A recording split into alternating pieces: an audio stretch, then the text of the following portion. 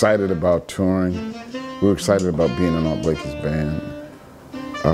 So we tried to take as much, to try to take as much advantage of it as we could.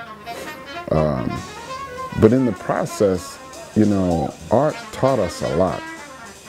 And one of the things that he taught us a great deal, you know, was how to relate to people. You know, one of the things he always used to say, he would always say, never play above the audience, never play beneath the audience, play directly to them.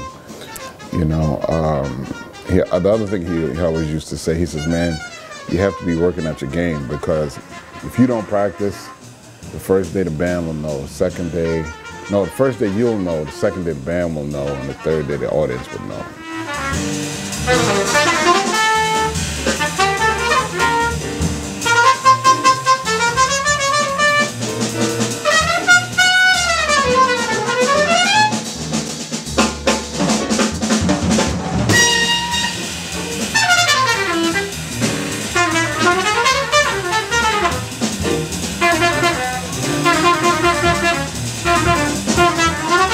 Dizzy Gillespie, when I met him, Dizzy always gave me a music lesson, you know, impromptu, you know, and it wasn't like he was giving me a music lesson.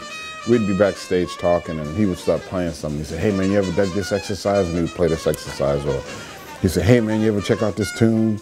And then he'd play a tune, you know, and he'd talk to me about like how those guys kind of developed what they were doing, you know, back when he was with Bird.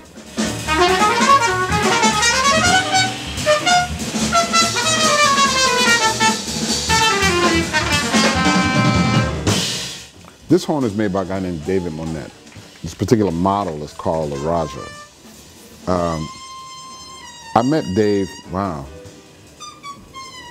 man, in the late 80s, early 90s. Wynton had started playing his horns first, and I was at a session.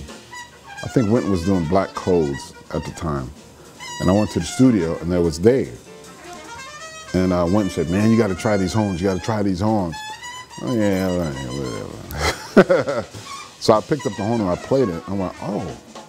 And this was before he came up with this design. I said, man, these horns are great. They're very different. Has a different, all of the notes are slotted, you know, the feel of it is very different. So I've been playing them for years.